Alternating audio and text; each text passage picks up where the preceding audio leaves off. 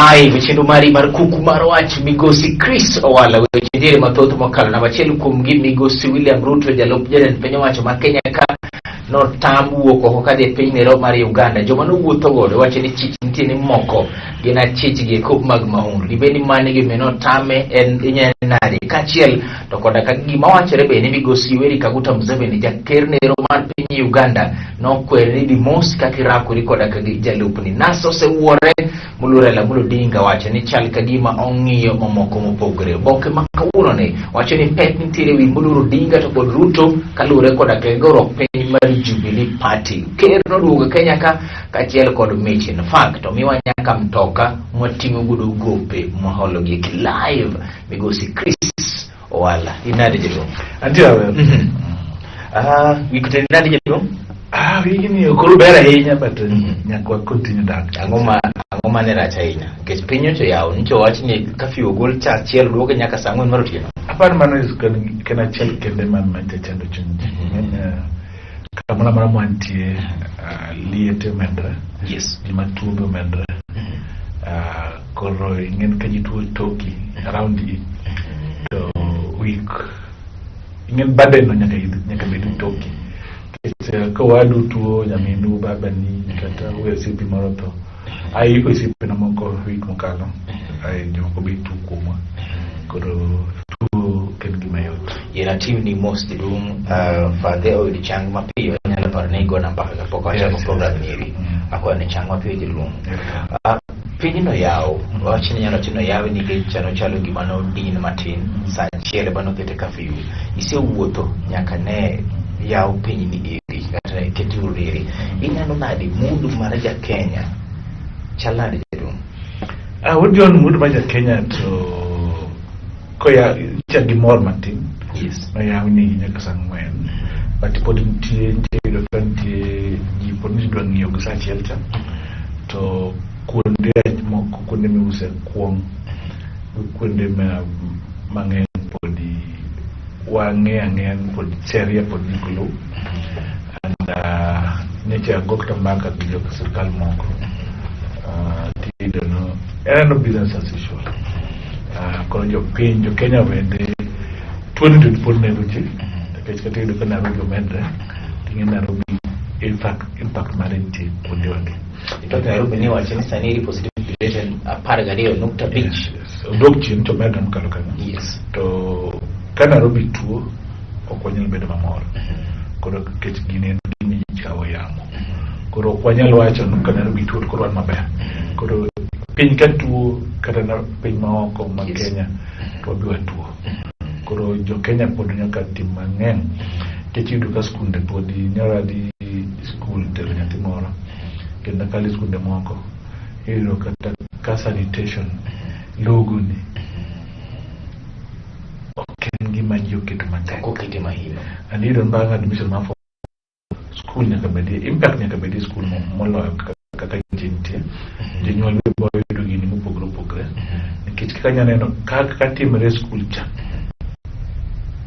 kaka timre kamoro mora to wan matek mtubu pinje gimoro migosi Chris nito kaluore koda kagachi ni pini ya skunde choguro kilo bedo mathoth ahinya nano ka jatend piny owacho be nowacho ni rombe moro mar siasa en ginero ma oket kum to aneno ka ndalo achiel bang'e ne nitiere nyasi manotimore e giko mag Migori County mano ka Mheshimiwa Junet Mohamed wanyalo wacho ni magi gin rombe giki mag siasa koso magi to nego benia nikech piny bende nyaka sud mbele oyon piny onego sud mbele but kangi marach to jino gritle kech rallies go kuonde chokra mang'eny go gin super spreaders negi tuo machandwani do machato nyasi ma otime dala kata kutime dala yudo ka koro regulations ng'eny tiere gimoro kama jipo kubedo manani manliche ahinya en gino ma microphone ng'eny wawuoyo kote waluoro to gini bene yamo so igolo umi tiwuoyo to nyalo yude koro aide midwa ga chokro kubedi so seche ma chuok kabisa midwa ga kada seche ko to ni ko 1 hour 2 hours bito tieko ma seche ma ji gogo ma wa bilu go ya ma chelta ido ko chel kit kada kidi chuok ma ji ng'eny nyaka program yangu no koro gigi duto ma pod dhano korito John to kinya ka pod aduogo mar school no yudo ka school pi moket ni jologo, no one is enforcing jologo kuno ko keti pi moromo koro en na business as usual. Yudo ka kuonde ma jo school be oketo chenro manyalo miyo social distance you keep. Yudo ka kuonde ingine dhano nyoro dhano bende ringo registration mbele jero kit kamber community registration table ka table of sanitizer then create distance then goal jo puoj te obed process mar registration tiketo mesa mopogre.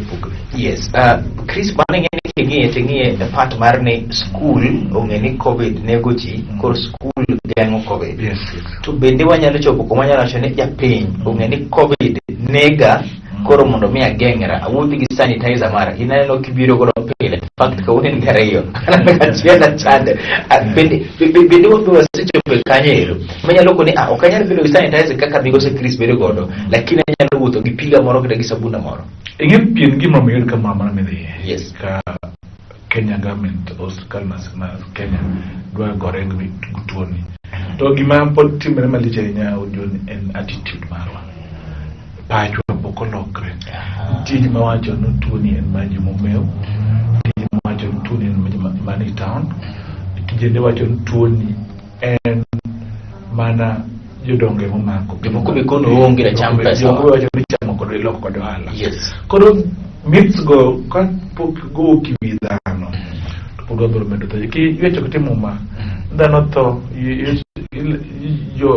jogatho kitla koso ng'eyo koso ng'eyo en tuo maduong' mogik kisamed iwacho ni gimoro tipingrigo lakini migosi Chris ng'ato bende bro pogre kodi e paro adieri covid nitiere to bende picha ma sirikal ogolo be picha madieri maduk minyalo koni onge chumbi moro momedi to onge gimoro mogol. John, everything mitimo chakre kodi sirikal ongremo aken gi ngimano ngamilo mo sirikal no ongremo kingade ongremo onge feeling in dhani ngi feeling. Yes, koro koki ritri to gimilo mo sirikal no onge sirikal en gima ongremo ka ilose sirikal gima ongeremo jedong sirikal en gima onge feeling ko ng'ade sirikal no tamo sirikal dio ko mar piny Kenya piny mar Uganda ing'en ko kendre to Kenya podho to wuon dala nyalo loro ri dalane ilo kwere John me dalana dalu kacha ke kunyere baba ni dala to kwere ni in so chaya koro in kino woda ene longa koro dwar kame de dake ken be sewnje ko wachana ngati gimoyana koro in kino woda dwar kame dake or kinyatina o koro ka tamboi ka nyatina koro in kwan ma nyithinda yonge o disowning the vote. Yes, kichido ka kero kibak kero uru jalo ne osebel ma ni amenda to madarau ma jalup ker be temo wacho kichingen ka ker manin charge kiri Uganda or kiri piny mopogre or mabeno kero ng'eyo kich ingen in deputy president 24 hours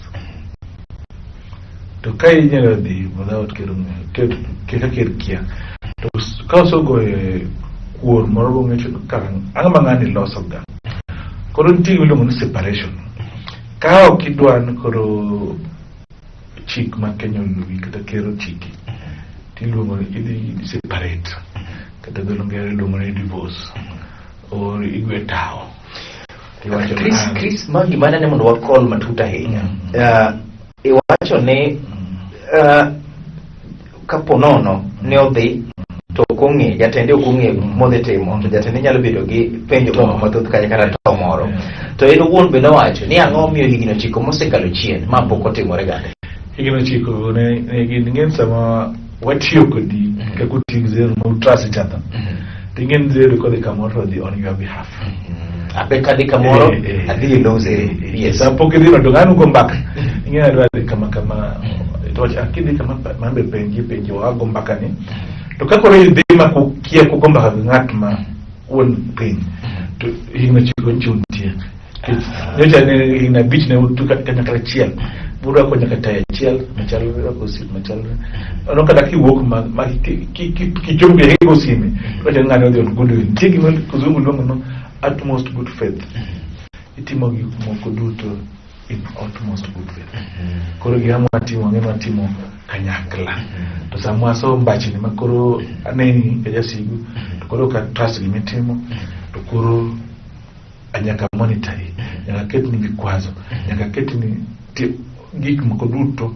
manyalo miyo ichwany tiendi ipani limbe mar jalup jatelo nyalo hinyo jatelo kabisa nade bana ingen jaodi take example in home jaodi kocha koma kusiepe kujusiki ibro njenate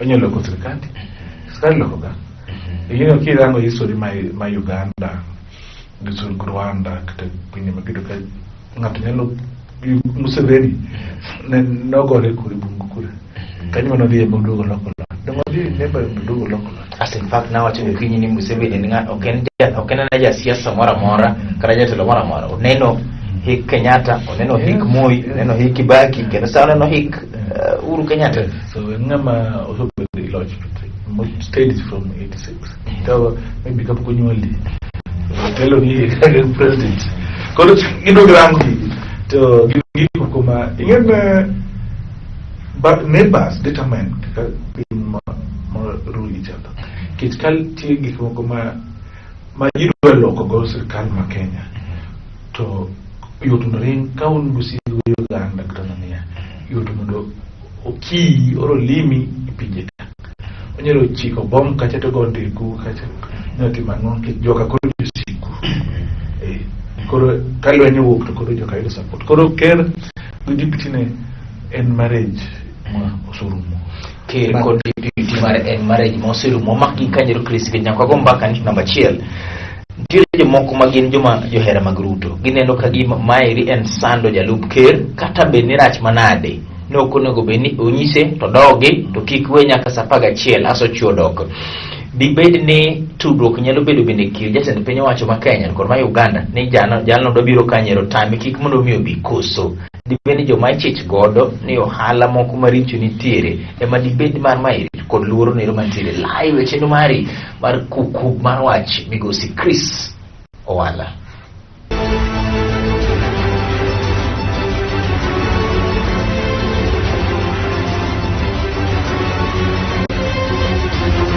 Machigni chendo mari mar kuku baro wach migosi Chris Owala wagomba ko jigi kuma thoth mokala goma temore podwa nono wachiniri mar migosi William Ruto jalup jatend piny owacho e Kenya kairi Chris aweyo seche mane mi wacho wachiniri mar ne seche moko okelo chik ndio kata kamane gin gosiepe thuolo mano chelo chien to en bende samoro nyalo bedo ne jatende ngato bro penjo migosi Chris ni to dibedi ne samoro jotariyo gi kibende nyalo winjore ni oyo ng'ane no biro kairi mae gima kama no wache ke wacho ni Yoweri Kaguta Museveni no kwero migosi William Ruto mang'ama ni kod evidence we kata mana prove ni kakira kuri kod jatendi ok en gima ber en gima nyalo biro hinyi mbele ka dibedi jotariyo gi bino ngi wachni yende tekneo kitngene ikimiwacho ma speculation yes one evidence yes mado wacho ne gik makafanti en gimi wacha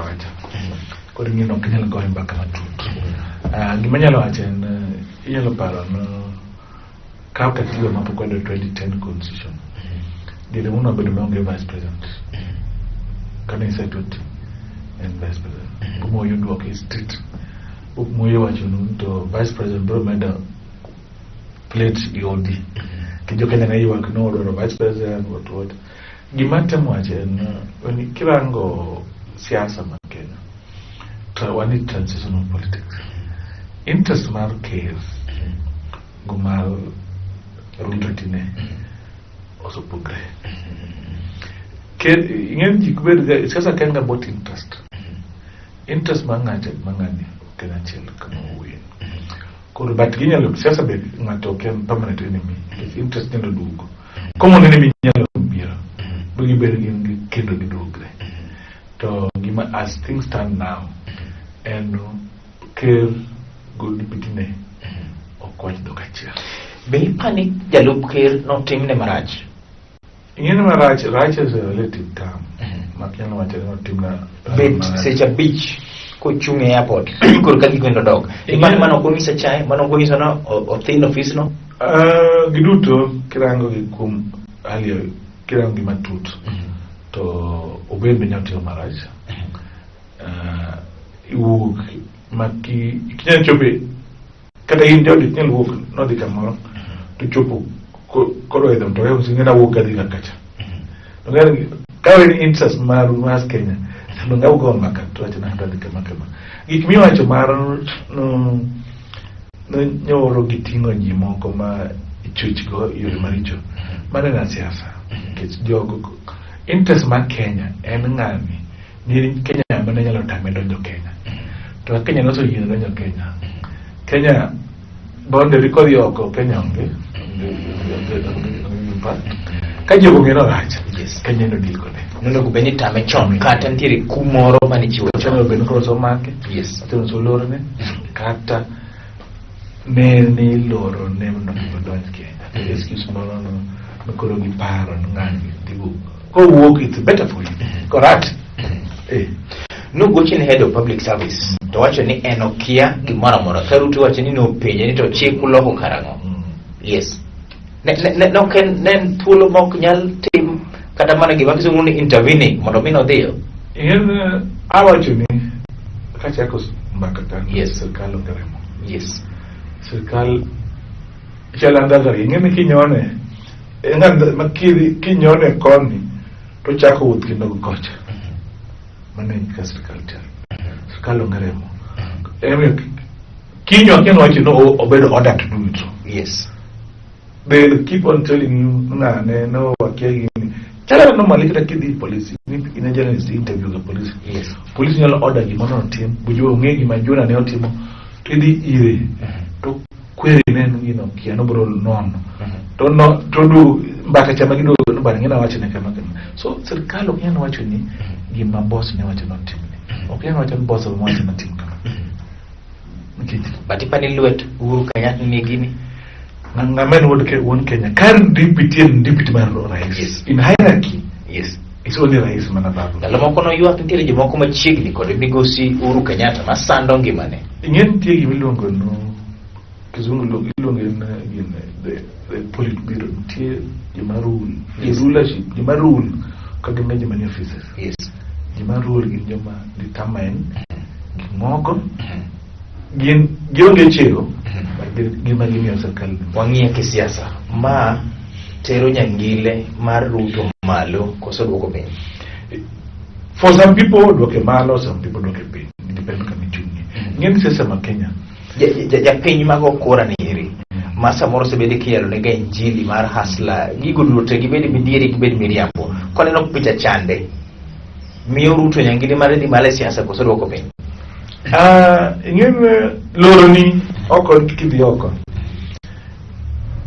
Okinyal wacho mi nyalo mi kura kata nyalo mi nyalo mi loko ni kura chiel. Onyalo mi jomoko mojo gima masapoti o harden their feeling mondo supporting tuan. Onyalo mi joma dwari mondo koro ng'en o amplify ritual mag gik momiyo ka gidwari ka. Mondo giket gi malo zaidi. So to sasa kama yakingi audio sasa ma Kenya kwagoye gijiber. Wagoye mokwongo nikech in kabindwa Mario nikech ginte gi mayude kumi. Onge gimoro mona. Sasa migoyo no jo wiler ojo no believe nen nyalo konyo Uganda. Jima tini mago kura in that sense.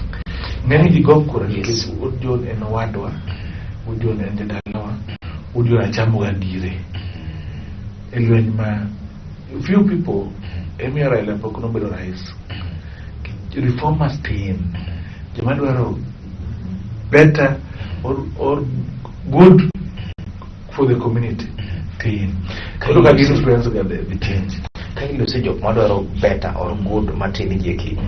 Migo Serala Muludinga or Duogo. Wachano chako kod Migori County do Ringo, Kenya Magema, mondo mi obed dhiro nyangile mare bire sama NASA no wore odo chako manyo jomoko manyien. Iparo ne joma no wuok NASA kande gin jokma kaw kare gi yot Muludinga pod ne kare gi siasa.